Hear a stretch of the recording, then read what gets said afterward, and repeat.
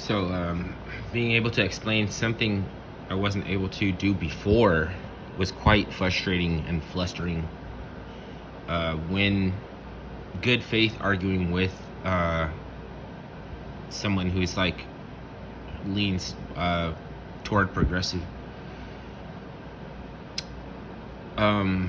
it's very likely or possible that uh, you won't be able to make internal critiques, and they actually um, sort of pounce on you.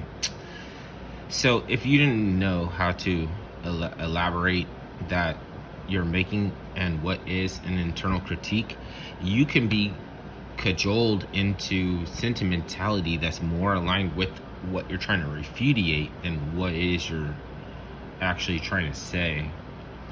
So just that, it's kind of tricky.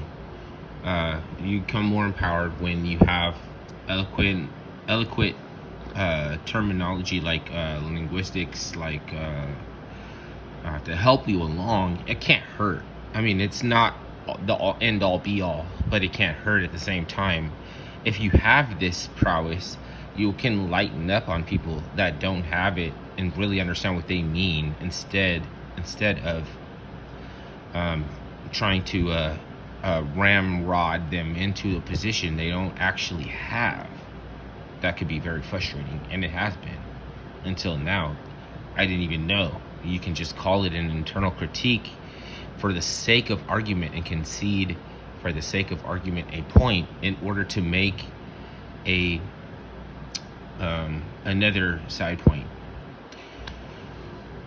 Almost as if you're not supposed to do that, you know. But once you see, I mean, because it could be taken advantage of if you don't have adequate expressive terminology.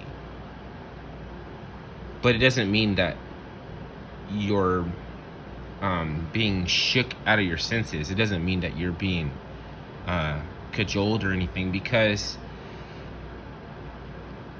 even progressives can't acknowledge what is being said, rather than some arbitrary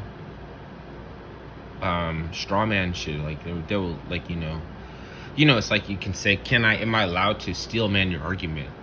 But nobody asks if you're allowed to straw man, because they're not going to admit that that's what they're doing. If you're steel manning an argument, you have perfect justification, but sometimes you have to remind them that that's what I'm doing. So like, chill out. Like, I'm just only trying to steel man your position if you will allow me. And sometimes, it means that you won't. So I wonder if you can tell what channels I've been watching, because I wasn't talking about this 6 months ago. Anyways, that's just for you, a little fun challenge for you to do.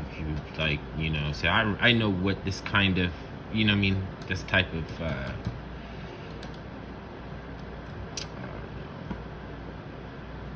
it's almost like, even though these are